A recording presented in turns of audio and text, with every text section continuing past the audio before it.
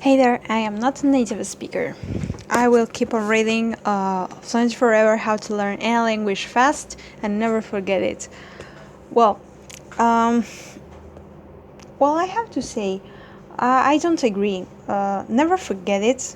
We always forget it if we don't use it, okay? So, and to learn a language fast, well, that sounds like a magic key or something like that, and it's not like that. But let's keep on reading. You can speak fluently because your words fit together automatically. When you think dog, you instantly gain access to the thousand words that may come next in your story. Your dog may shape or bark or save Timmy from the wall. You have multi-layered instincts built into your dog, and you lose those instincts the moment you translate that word into another language. Why? Because translations strip the music out of the words. Our dog symphony only exists in English, no one else can hear it. When I was in Russian school, we watched a movie where the protagonist got drunk and forgot his shotgun and got eaten by savaki. Okay, seriously. In English, dogs are man's best friend. In Russian, savaki dogs leave behind empty tooth-marked boots. What? I don't agree. What is this? Okay, I've told you that sabaka in the Russian word for dog, but it's not quite true. Even if a Chihuahua and a Great Dane are types of sabaka, we are still missing the rest of the orchestra. Where's the grammar, the pronunciation, or the spelling? Where are the alternate meanings of the word? You will never hear about display of sabaka at termination. Where are the kindred words that bring sabaka to life in your mind and mouth? Let's learn to hear the symphony in our new words, because once you can hear it, you will never want to hear translation. Okay.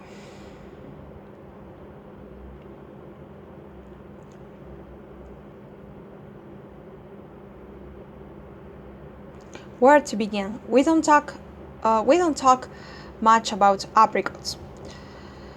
Some people have a way with words, and other people, not have a way. Okay, Steve Martin. Nice. You can't learn the music in your words before you know which words to learn. How can you know where to start? Not all the words are created equal. We use certain words far more often than others. English has at least 250,000 words, but if you only knew the top 100 words in English, you recognize half of everything you read.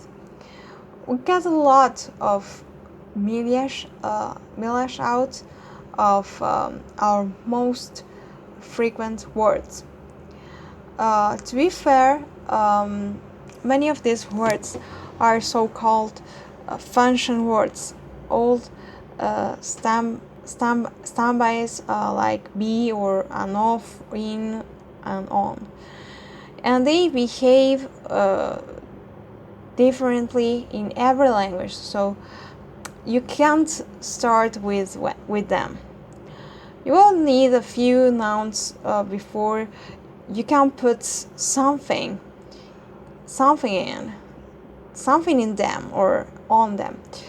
Still, even if you set function words aside for a moment, you will find a small group of useful, simple words that you use all the time. These words are an excellent place to start the language because you'll see them everywhere. You'll let you work more efficiently because you are not wasting your time with rare words. You are 79 times more likely to talk about your mother than your niece. Um, uh, why not learn mother first? Okay, grammar books and language classes don't follow this principle in part because it's easy to plan lessons around themes. Okay, like family and fruit. As a result, you'll find niece and mother in the exact same place in your grammar book, regardless of their relative utility. In language classes, you will learn words and for apricots and peaches for when your time will be much better spent learning about laptops, medicine, and energy.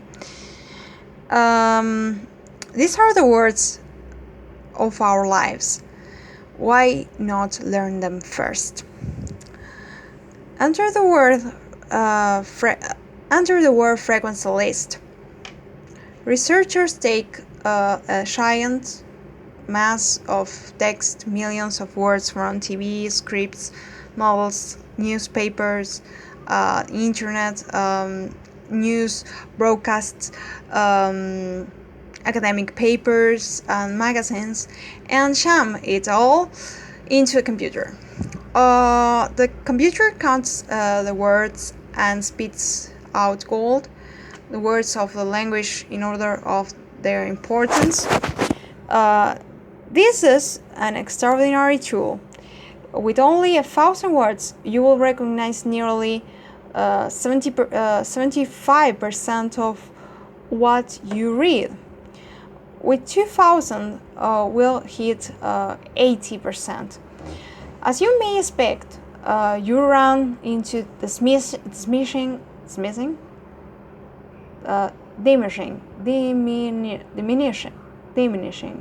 diminishing, returns after a while. Diminishing.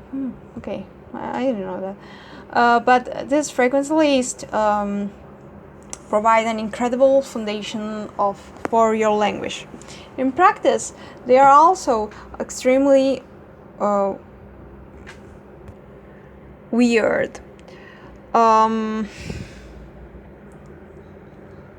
So you can gain an ability to talk about complex topics before you can do the simple language tasks found in textbooks. It showed up to a Russian immersion program with the top 1,000 words in my head.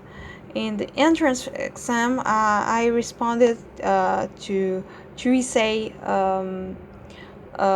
questions. Question 1, you have a party. What will you buy? Make a shopping list. Question 2, should the teacher salaries scale according to the performance of their students?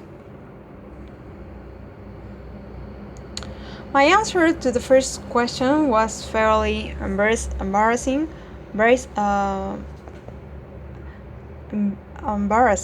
embarrassing. I didn't have the right vocabulary for shopping list. I wrote something like I will buy meat, lot of meat, chicken, beef, and pork. Delicious, all types of meat and beer, vodka. Also many bottles of wine. Oh yes, in addition, we shall have bread with cheese. Okay. Terrible. My answer to the second question was a 4-page long rant about governmental policy in the United States and the media's effect upon societal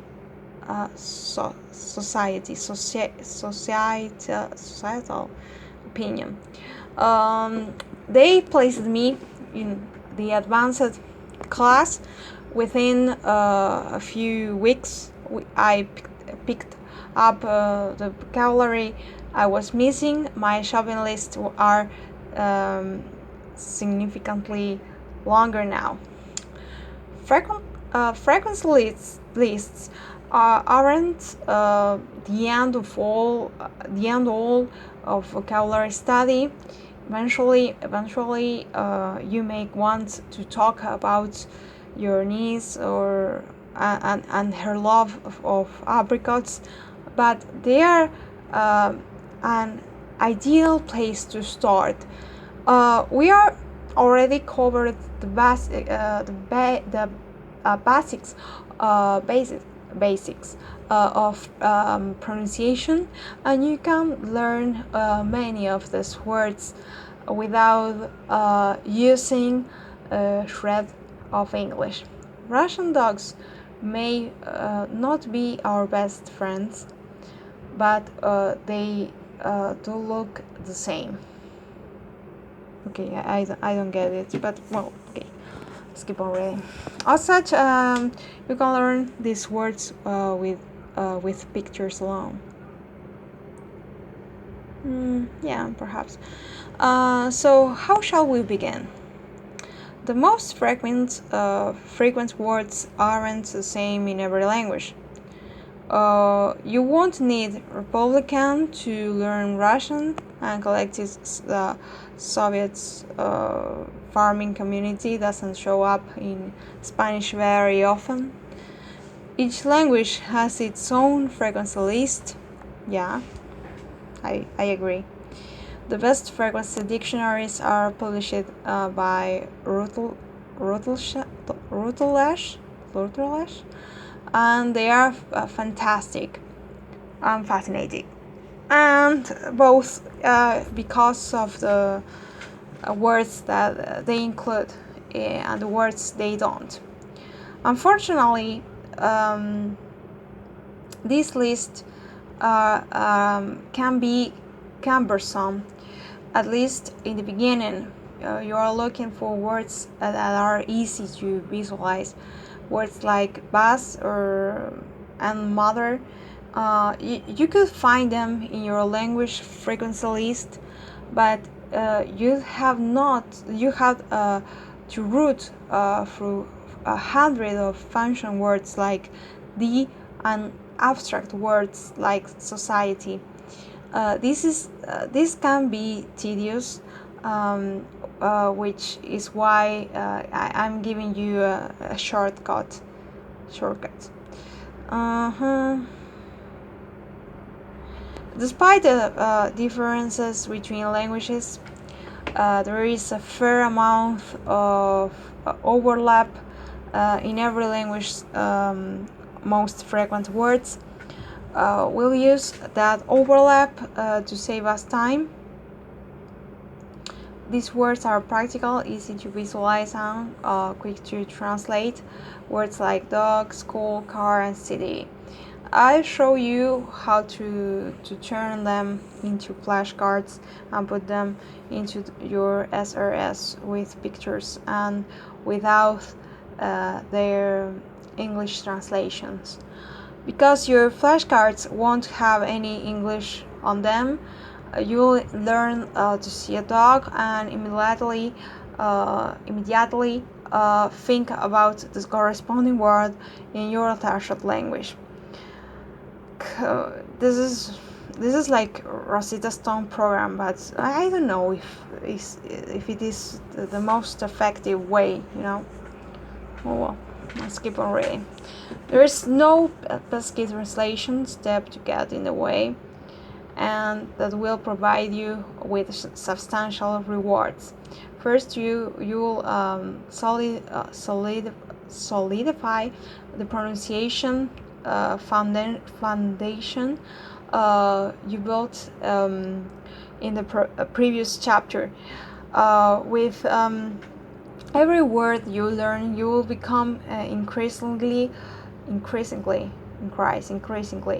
familiar with the sound and spelling system of your language. As a result, you find that your words become easier and easier to remember. Second, you'll also get used to connecting sounds to images and concepts. You are learning to absorb words into your vocabulary just as you did as a kid. Back then, you asked your parents about new words. What's that? Oh, I see. La, la. Now you are going to have the tools to find this information yourself.